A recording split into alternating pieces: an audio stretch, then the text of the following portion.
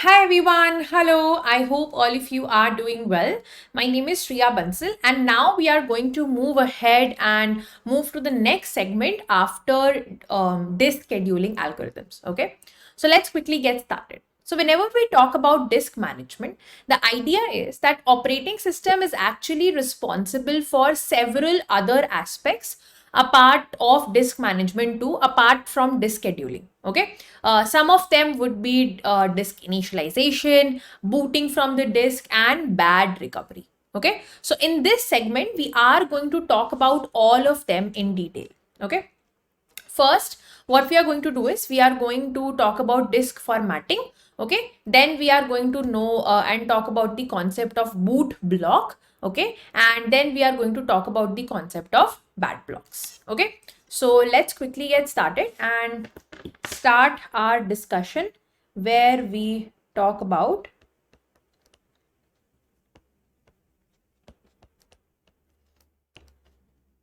disk formatting. Okay,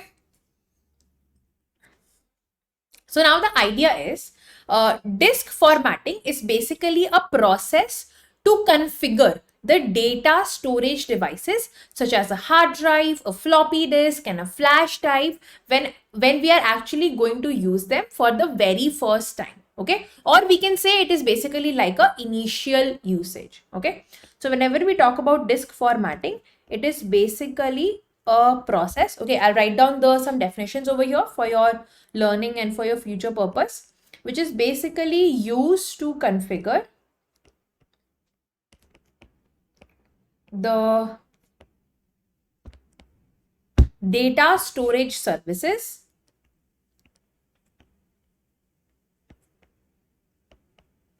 such as hard drive, floppy disk,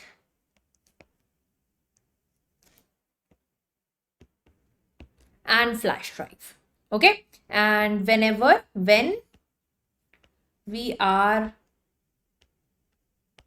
going to use them for the first time.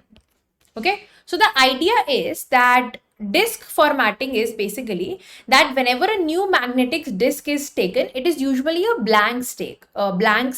Okay, it is simply it is just like platters of magnetic recording material. Okay, and before we actually store any data, okay, in the disk, right, it must be divided into a certain format so that it is easier, and after that only we can use it. Okay, so disk formatting is usually required when a new operating system is going to be used by the user. Okay, so it is basically required, right, when usually there is a new operating system, okay, which is being used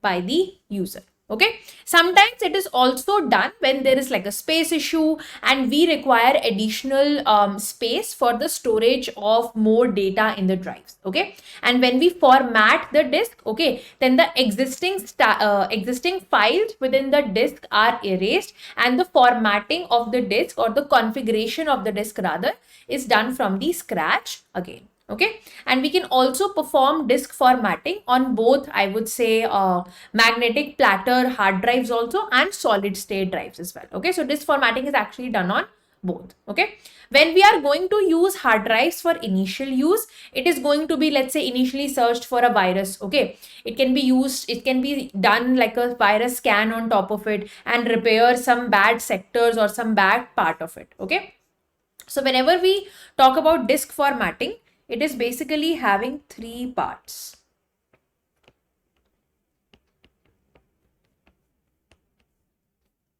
Or it basically involves first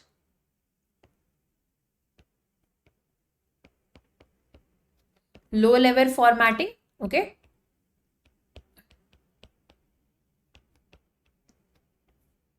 next we have partitioning,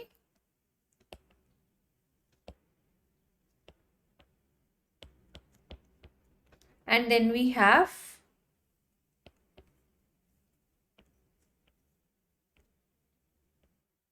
high level formatting. Okay, so let's go talk about all of them one by one. Okay, so basically when you actually have a disk, okay, and before actually storing any data, what do? Is we basically divide that disk into sectors. Okay, like we have an entire disk and we divide it into small sectors that the disk controller can actually read and write on. Okay, and that is known as low level formatting. Okay, so when we usually have a disk like this, it's usually divided, okay, and a particular part like this is known as a sector. Okay, so we basically, what do? Is we basically divide the disk into sectors so that the disk controller can actually read and write on these sectors. Okay, so low level formatting is actually a type of physical formatting.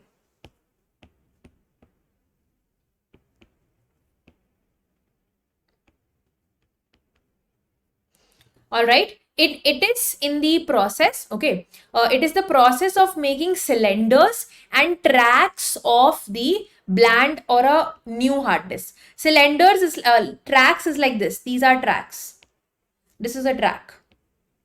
Okay, and cylinder, if you remember in the initial classes, right, let me show you and go back, right, track is basically like a track, like a running track. Inside a track we have small sectors, okay, and here once we have like a logical rotation of all the magnetic tapes on one on top of another, and when we logically create a hollow cylinder out of it, right, that's what a cylindrical partition is.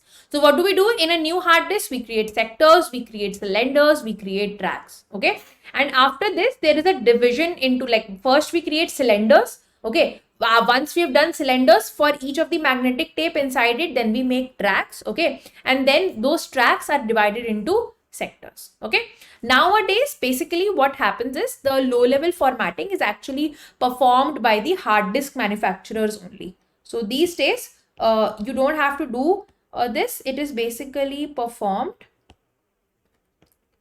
by hard disk manufacturers only. Okay, and we have data in our hard disks. Okay, and when we perform low level formatting in the presence of data in the hard disk, okay, so what happens is all the data has been erased. Okay, and it is impossible to recover that data. So remember, if you actually do low level formatting on hard disk which have data, okay, if it's new hard disk, then it doesn't matter. But if you do low level formatting on a hard disk which has some data, then all the data will be erased and it is impossible to actually recover that data. Okay, and some users actually make such a format that they can avoid this privacy leakage. So sometimes what they do is, to make sure that I have a hard disk and I don't want anyone else to come in and do that, so we actually apply certain mechanisms and certain formats so that this kind of a privacy breach cannot happen. Only I am allowed, since it's my disk, only I should be allowed to do low level formatting. Okay, because actually if someone else is able to do that, low level will actually cause damage to hard disk. Okay, that actually shortens the entire service life as well. Okay, that's why this formatting is not suggested to be done by the users itself. Okay, now to go back on our slide, low level formatting basically fills the disk, okay, with a special data structure, kind of like a structure for each sector. Okay, now what happens is, whenever you create a sector, okay, the sector is also, like, every sector, let's say this is a sector, every sector is also divided into 3 parts. I'm just showing that like a logical way. Okay, here we basically have the data, what we have here, we have the header, and here we have the trailer. Okay, so what exactly happens is that the header and the trailer basically contain some information which is used by the operating system. That is not some data that is being stored. It is usually the information used by the disk controller, such as a sector number, okay, and some error correcting code. In case some issue happens, we want to make sure that that error correcting code is executed. So header and trailer basically consist of that. Okay, and to use a disk to hold files, okay, the operating system still needs to record its own data structure on the disk as well, right? So that's the next part of formatting which we will talk about. Next part is partitioning. Okay, so what happens is, as suggested from the name itself, partitioning basically means division. Let me take this diagram. Let me put it over here. Okay, partitioning basically means divisioning. So partitioning is the process of dividing the hard disk into one or more regions. Okay, and those regions are called as partitions. Okay, so partitioning is the process of dividing the hard disk, okay, into one or more regions, and those regions are known as partitions. Okay, so this is the second type of disk formatting. The third type of disk formatting is high level formatting. Okay, so basically high level formatting is the process of writing.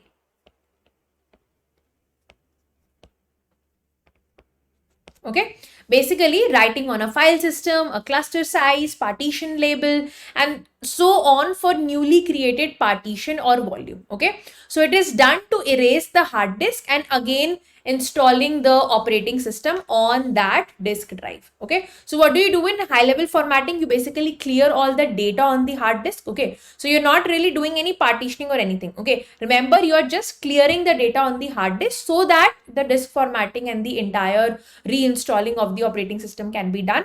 Okay, so you basically kind of write on file systems, you write on cluster size, partition labels, and on newly created partition. So first of all, high level formatting clears the data on the hard disk. Okay, then it will basically generate boot information. We'll talk about boot information later on, and then basically formatting is done later on so that the high level formatting can be done.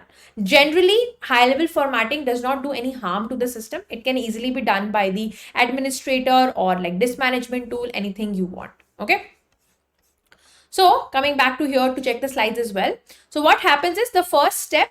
So what happens is we'll go back a step and then come back again. So to actually make sure that your disk is eligible to hold files, the operating system has to hold some of its own data also, okay, on the disk. So there's like some kind of startup code, okay, which the operating system actually requires, that needs to be present in the secondary memory or the disk, okay, so that the operating system can load easily. Okay, so before storing the external data into the disk, the operating system itself also needs to store some data of its own. Okay, so the first step, and it actually happens in two steps. So the first step for that is to partition the disk into more or one or more groups of cylinders, which we did in low level formatting. So the entire disk is partitioned into cylinders. Now the operating system, this is what a partition is. Now the operating system can actually treat each partition as if it were a separate disk. So what we do is, when we create everything in cylinders now, it actually gives a logical separation or a logical I would say idea that each of those cylinders or those partitions are actually different disks. Okay, for example, one partition or one cylinder that we have created a segregation of can hold a copy of the operating system's executable code. Okay, while another can hold usable files. Okay, like I told you, whenever an operating system basically starts, it also has some kind of loading code, okay, like a startup code that it requires to actually load the operating system. So one cylinder can basically hold that, and other cylinders or other partitions can hold the user files. Okay, and once this kind of a partitioning is done, the second step is logical formatting. Okay, logical formatting basically is to create like a file system on top of the disk that we have. Okay, in this step, the operating system basically stores the initial file system data onto the disk. Okay, about which we are going to talk about in great detail. Okay, so that's what the overall idea is, and that's what a very high level overview is when we talk about the concept of disk formatting. Okay, next we are going to talk about the concept of boot blocks. Okay, so what happens is we already discussed that the operating system is not just responsible for disk scheduling. It is also responsible for disk initialization, boot block, booting from the disk, and bad block. Okay, so what happens is a boot block is basically a region of a hard disk or a floppy disk or any other storage device that contains machine code that needs to be loaded into the RAM by a computer's system built-in firmware. Okay, let's talk a little bit about in detail. So the idea is whenever you have a computer and the computer is powered up, right? Let's actually talk a little bit about what happens when you click the button on when you have to turn on the computer. Okay. Idea is that when your computer is powered up, or I would say it is rebooted, let's say, right? It needs an initial program to run. It cannot just automatically run on its own. There is an initial program that runs on the computer system that loads all the functionalities that you have available. This initial program that needs to be run in order to load or power up the computer is known as the bootstrap program. Very, very important term. Okay. And this bootstrap program must initializes all the aspect of the system. Okay. This is basically responsible for initializing all the aspects of the system, such as, so whenever we talk about bootstrap program, it is basically responsible for initializing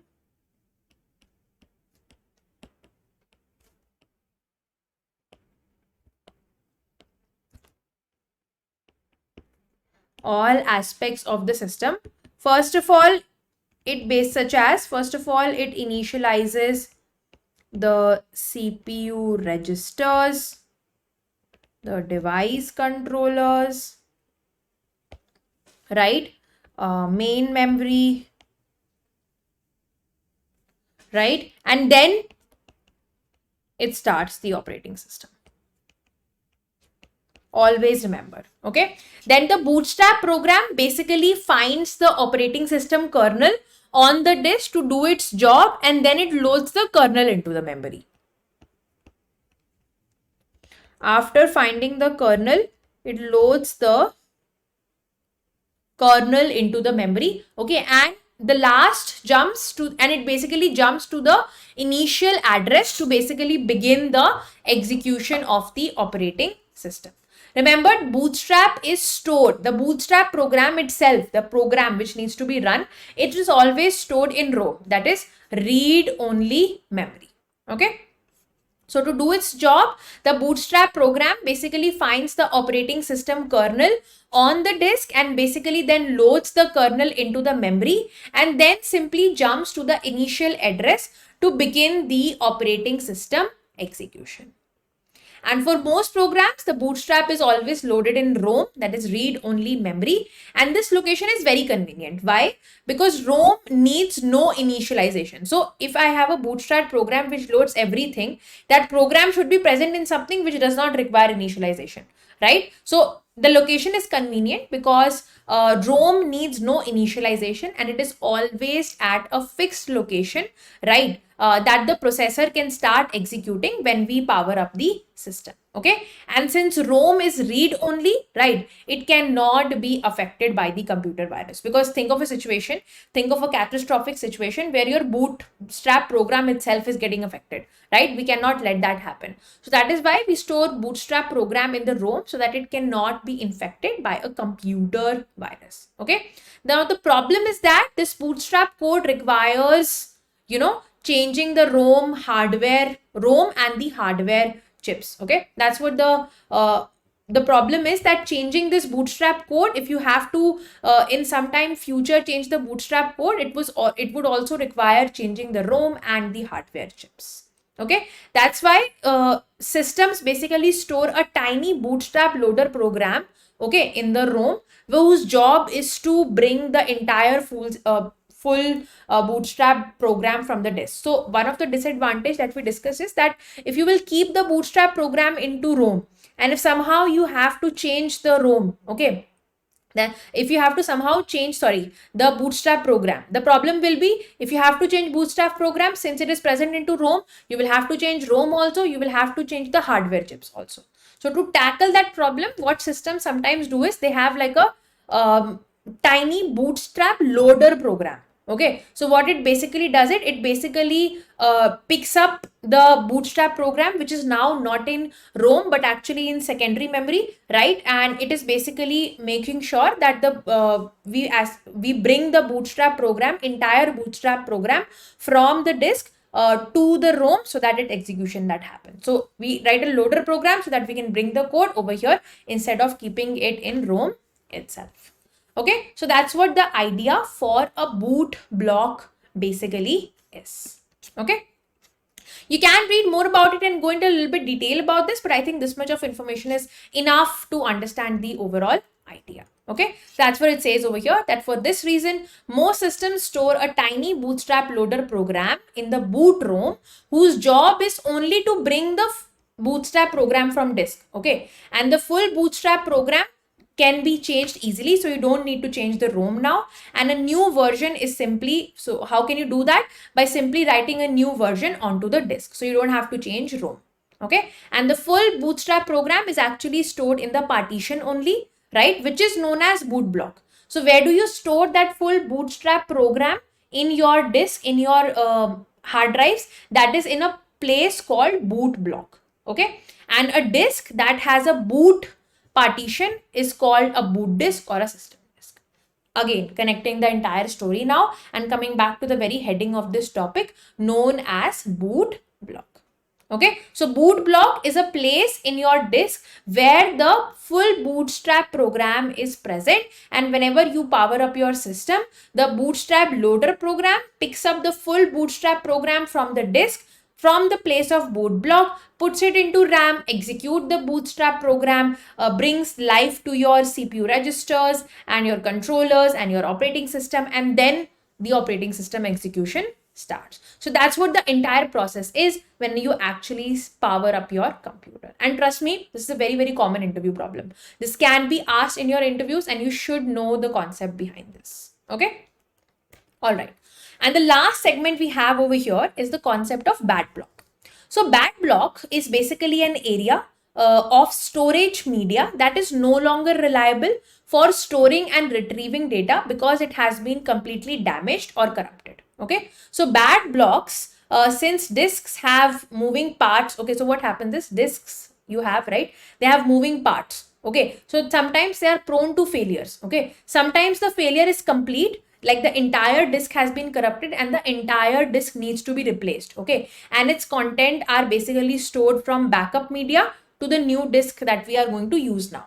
More frequently, what happens is the entire disk does not go bad, right? Only one or more sectors become defective. Okay, and most disks even come, and sometimes even after not usage it become like I would say defective. Sometimes when it comes from the hardware disk manufacturers now, then only some some sectors are already defected. Okay, so depending on the disk and the controller in use, these blocks are handled in a variety of ways. Okay, so what happens is, if I know some block has gone bad, okay, so what happens is we usually create a list. Okay, that kind of we have a controller that maintains a list of bad blocks on the disk, and this list that we maintain is initialized during the low level formatting only that happens at the factory. So the factory people can give you a disk which has bad sectors, but they also provide you the list as well, which is basically having the list of bad sectors in it. Okay, and that list keeps on getting updated over the life of the disk. And the controller can be told to replace each bad sector logically with one of the spare sectors. Let's say there is a spare sector which we're not really using. So the controller that is maintaining the list can also be given instructions to replace those bad sectors also with the spare sectors. And this kind of a scheme is known as sector sparing or forwarding. Okay.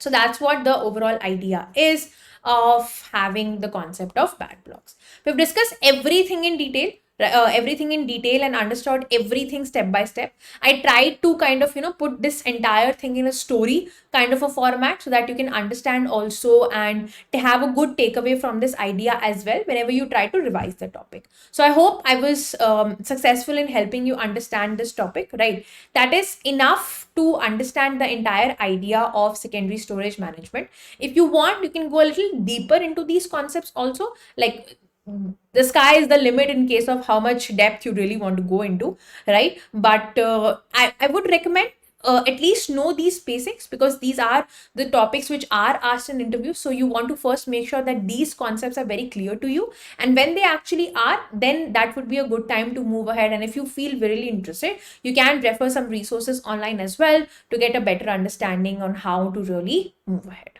All right. Okay then, perfect. I think that would be it for the secondary storage management module, and I hope it was clear to everyone. We started with a very small idea about disk management, and then we kind of, built up on that idea a lot and moved ahead and understand a lot about that idea as well. Okay. And I hope it helps you to understand the overall idea as well. Thank you so much for taking a look at this video, and I hope I was helpful in making it a little bit easier for you to understand. That's always what my objective is. But please make sure you understand that you need to practice a lot also in order to fully have a good grasp of these topics. All right. Okay then. Thank you so much for taking a look at this module, and I'll definitely meet you in the next one. Bye.